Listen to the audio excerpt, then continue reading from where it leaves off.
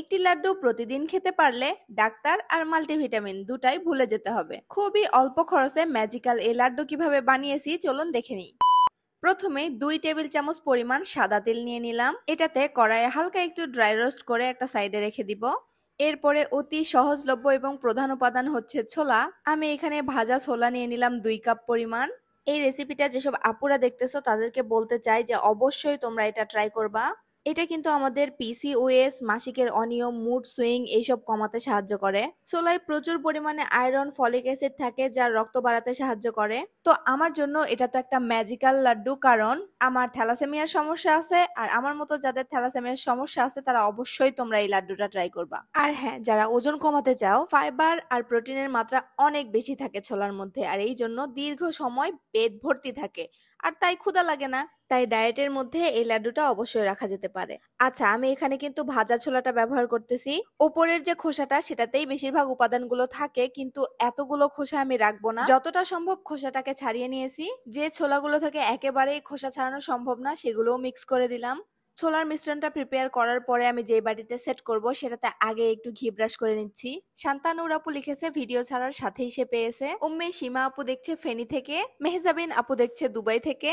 নাদিয়া নদী আপু লিখেছে সে নাকি আমার কোনো ভিডিও মিস করে না, মাশাআল্লাহ। আরন অ্যান্ড আয়ান্স মাম আপু নাকি আমার আশেপাশেই থাকে, সেখান থেকেই দেখছে। টঙ্গী থেকে আরো কে কে দেখছো কমেন্টে জানাতে পারো। খাদিজা ইসলাম আপু যুক্ত আছে ঢাকা মিরপুর থেকে। সবাইকে অনেক অনেক ধন্যবাদ আমার ভিডিওতে কমেন্ট করার জন্য। তোমরা কে কোথা থেকে আমার ভিডিও দেখছো কমেন্টে জানিয়ে দিও, যাতে পরবর্তী ভিডিওতে আমি তোমাদেরকে ধন্যবাদ জানাতে পারি। আমি কড়াইয়ে 1 কাপের একটু বেশি পরিমাণ আখের গুড় দিয়ে দিছি আর হাফ কাপ পরিমাণ পানি দিয়ে জাল করে করে এমন লিকুইড বানিয়ে নিছি। যখন গুড়টা ভালোভাবে লিকুইড হয়ে একটু বলক চলে এসেছে তখন আমি 1 চা চামচ পরিমাণ ঘি দিয়ে দিলাম, এটা জাস্ট ফ্লেভারের জন্য। আমি এবার গুড়টাকে একটু করে চেক করে নিব। যখন পানিতে দেওয়ার সাথে এভাবে গলে যাবে তখন কিন্তু গুড়ের পাকটা হয়নি। তাই আবারও জাল করতে করতে নাড়াচাড়া করছিলাম। আমার ভয় লাগতেছিল যে পাক হয়ে গেল কিনা, তাই বারবার চেক করেছি। আমাদের মা দাদিরা তো দেখেই বুঝে যাইতো যে গুড়ের পাক হয়েছে কিনা, কিন্তু আমরা অতটা অভিজ্ঞ না, এই জন্য বারবার চেক করতে হয়। যখন পানির মধ্যে গুড়ের পাকটা এভাবে দিয়ে দিব আর দলা পেকে আসবে তখনই বোঝা যাবে যে গুড়ের পারফেক্ট পাক হয়ে গিয়েছে। এবার যে ছোলাগুলো রেখেছিলাম সেগুলো দিয়ে দিলাম। ওই যে প্রথমেই রেডি করে রাখা সাদা তিলটা ছিল সেটাও দিয়ে দিলাম। এবার আমি হাফ চা চামচ পরিমাণ মৌরি বা মিষ্টি জিরা যেটাকে বলে সেটা দিয়ে দিচ্ছি। এটা অপশনাল, তোমাদের যদি টেস্ট পছন্দ না হয় বা প্রয়োজন মনে না হয় তাহলে না দিলেও চলবে। গুড়ের সাথে ছোলাটা ভালোভাবে মিক্স করার পরে আমি যে প্লেটটা রেডি করে রেখেছিলাম ঘি ব্রাশ করে সেটাতে ঢেলে নিচ্ছি।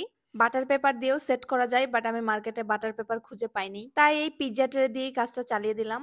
এখন স্প্যাচুলা দিয়ে এটাকে সমান করে দিচ্ছি। ঠান্ডা হওয়ার পরে এটা স্টিকি হয়ে যাবে, চাইলে বিস্কিটের মতো শেপ করে কেটে নিতে পারো। আমি এভাবেই এটাকে রেখেছিলাম কিছুক্ষণ। একটু ঠান্ডা হয়ে যখন গিয়েছে তখন আমি আস্তে আস্তে লাড্ডু শেপ করে নিচ্ছি। বিকেলে যখন হালকা ফুলকি ক্ষুধা লাগে তখন এরকম একটা লাড্ডু খেয়ে পানি খেলেই কিন্তু পেটটা অনেকক্ষণ ভর্তি থাকবে। আর আমাদের মেয়েদের শরীরের জন্য কতটা উপকারী সেটা তো বলেই দিয়েছি। বাচ্চারা এটা তেমন খেতে পারবে না কারণ অনেক শক্ত।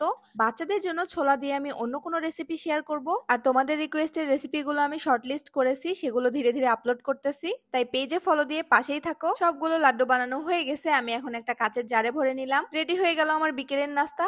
এখন আর বিকেলের ক্ষুধায় বাহিরের অস্বাস্থ্যকর খাবার খেতে হবে না, ঘরের খাবারে ক্ষুধাও মিটবে, স্বাস্থ্যও ভালো থাকবে। ভালো থাকো সবাই, দেখা হবে পরবর্তী ভিডিওতে। আল্লাহ হাফেজ।